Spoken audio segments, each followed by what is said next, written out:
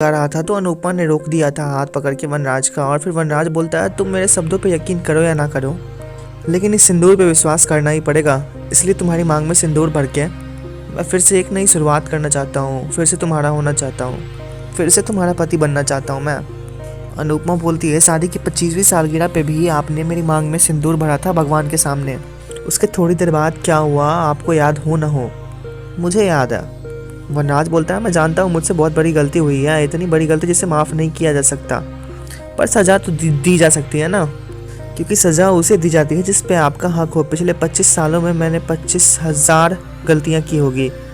मैं ये नहीं कह रहा हूँ कि मुझसे गलती नहीं हुई होगी, मैं ये भी नहीं कह रहा कि मैं बिल्कुल बदल चुका हूँ। हाँ ये ज़रूर कह सकता हूँ कि मैं पूरे दिल से बदलना चाहता हूँ।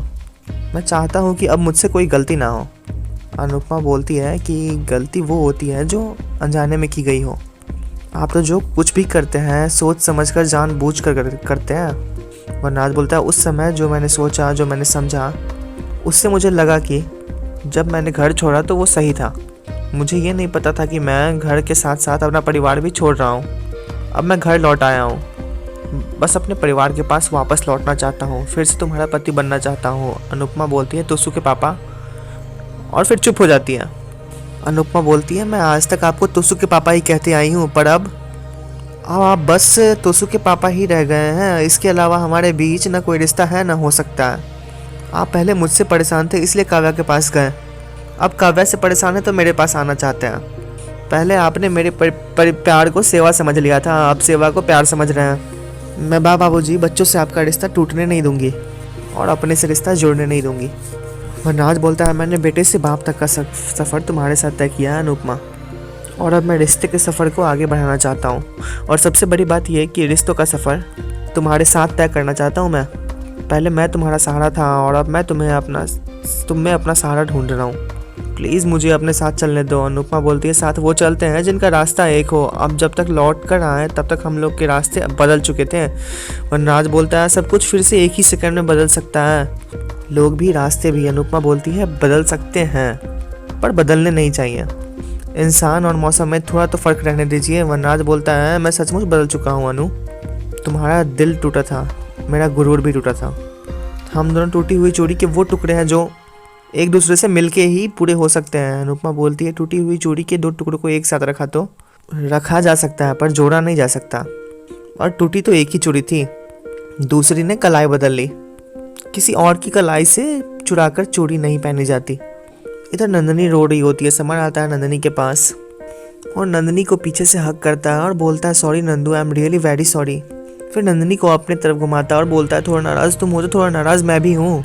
डायरी में दिल की बातें वो लिखते हैं जिनके पास दिल की बात कहने के लिए बेस्ट फ्रेंड्स नहीं होते, लेकिन तुम्हारे पास तो मैं था ना। तुमने मुझसे क्यों नहीं कहा? और मैं इतना बुरा तो नहीं हो सकता हूँ ना, जब मैं अपनी मम्मी की तरह हूँ। तुम ही कहती हो ऐसा, भरोसा करके देखो नंदू। और नंदनी गले से लगा लेती है समर को। उसके बाद फिर समर बोलता है ना कभी तुम्हारा भरोसा तोड़ूंगा, ना ही कभी साथ छोड़ूंगा, कभी भी नहीं। समर बोलता है आई नो, तुम्हें लग रहा होगा तुम्हारी डायरी पढ़ने के बाद मेरी फीलिंग तुम्हारे लिए बदल गई होंगी। यू आर राइट, मेरी फीलिंग्स बदल गई हैं। अब मैं तुम्हें पहले से भी ज़्यादा प्यार करता हूँ नंदू। और तुम्हारी डायरी पढ़ने के बाद मुझे ये पता चल गया कि तुम्हारे दिल में भी मेरे लिए फीलिंग्स है। I love you Nandu, I lots and lots वाला लव यू। प्योर वाला लव, इश्क वाला लव, जैसे आजकल नहीं होता है वैसे वाला लव। नंदनी बोलती है नहीं समर मुझसे प्यार मत करो, मुझे डर लगता है। समर नंदनी का हाथ पकड़ के समझाने की कोशिश करता है, लेकिन नंदनी हाथ हटा लेती है और बोलती है कि चले जाओ summer, just go away summer. Summer बोलता है मैं तुम्हें ऐसे नहीं देख सकता इसलिए मैं यहाँ से जा रहा हूँ, लेकिन एक बात याद रखना, आया तुम्हारे लिए था और जा भी तुम्हारे लिए रहा हूँ नंदू। आई लव यू, तुम मुझसे प्यार करो या ना करो इस पर तुम्हारा हक है, पर ये दोस्ती तोड़ने का हक मैं तुम्हें कभी नहीं दूंगा। हमेशा दोस्त रहेंगे चाहे कुछ भी हो जाए, नथिंग विल चेंज। हम मिलेंगे, बातें करेंगे, लड़ेंगे, लेकिन दूर कभी नहीं जाएंगे। प्यार मुझे रोक के रखेगा और दोस्ती तुम्हें दूर नहीं जाने देगी नंदू। इधर अनुपमा वनराज को बोल रही होती है कि आप चाहते हैं कि जो कुछ भी काव्या ने मेरे साथ किया वो मैं काव्या के साथ करूं। आप ये सब नहीं कहते तो शायद ज़्यादा अच्छा होता। मुझे लगता है कि मेरे ना होने कोई बात नहीं, कम से कम आपको किसी का तो होना आया, मेरे ना हुए तो कोई बात नहीं। पर आप तो किसी के भी नहीं हुए। पहले मेरा विश्वास तोड़ा और अब काव्या का तोड़ने जा रहा है। मैं जानती हूँ कि रिश्ते में जब तीसरा आता है तो कैसा लगता है, इसलिए मैं आपके और काव्या के बीच नहीं आऊँगी, कभी भी नहीं। और फिर अनुपमा वहाँ से चली जाती है। इधर समर वहाँ से चला जाता है नंदिनी के पास से। नंदिनी को बीती यादें समर की याद आने लगती है और फिर चिल्लाती है Nandini, summer please don't go, come back please. Summer रुकता है, पीछे मुड़ता है, नंदिनी की तरफ देखता है और फिर दौड़ जाता है नंदिनी के पास। नंदिनी बोलती है कि हाँ, मेरे दिल में फीलिंग्स है तुम्हारे लिए, I feel for you summer. और फिर दोनों एक दूसरे को गले से लगा लेते हैं और फिर बस एक पल में पता चलता है कि ये सब सपना था। नंदिनी सोचती है मैं तुमसे प्यार करती हूँ पर कह नहीं सकती, तुम मुझे दूर नहीं जाने दे रहे हो और मेरा पास्ट मुझे आगे नहीं आने दे रहा। आई एम सॉरी, पर मैं शायद तुम्हें कभी बता नहीं पाऊंगी कि मैं तुमसे कितना प्यार करती हूँ। Don't keep waiting for the right job when you can start your career now without a job hunt. इधर वनराज पूजा की थाल देखता है और फिर अनु का नाम लेता है जैसे ही, और पीछे मुड़ता है कि काव्या खड़ी होती है और बोलती है कि डोंट वरी वी, मैं तुम्हारा पीछा करते हुए नहीं आई हूँ यहाँ पे। ऑफिस से लौट रही थी, तुम्हें यहाँ देखा तो सोचा कि बात कर लो तुमसे। बात मुश्किल है वी, लेकिन कभी ना कभी तो करनी पड़ेगी ना। मैं वही करना चाहती हूँ जो तुम कर रहे हो। काव्या बोलती है वनराज को कि मैं अनिरुद्ध को एक दूसरा मौका देना चाहती हूँ। ऑफिस से लौट रही थी, तुम्हें यहाँ देखा तो सोचा बात कर लूँ मैं। बात मुश्किल है वी, लेकिन कभी ना कभी तो करनी पड़ेगी ना। मैं वही करना चाहती हूँ जो तुम कर रहे हो। मैंने तुम्हारे पास आने की, तुमसे माफ़ी मांगने की बहुत कोशिश की वी। मैंने अपना ईगो, सेल्फ रिस्पेक्ट सब कुछ छोड़ दिया मैंने, मगर तुमने मुझे माफ़ नहीं किया। तुम मेरे पास वापस नहीं लौटे वी। मेरे होने ना होने से तुम्हें कोई फ़र्क नहीं पड़ता। मैंने तुमसे बहुत कुछ सीखा है वी, इसलिए अब रिश्तों को दूसरा मौका देना भी तुम्ही से सीख रही हूँ मैं।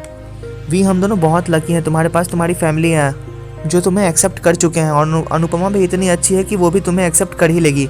और भी मैं भी बहुत लकी हूँ कि मेरे पास अनिरुद्ध है जो इतना कुछ होने के बाद भी मेरे साथ रहना चाहता है।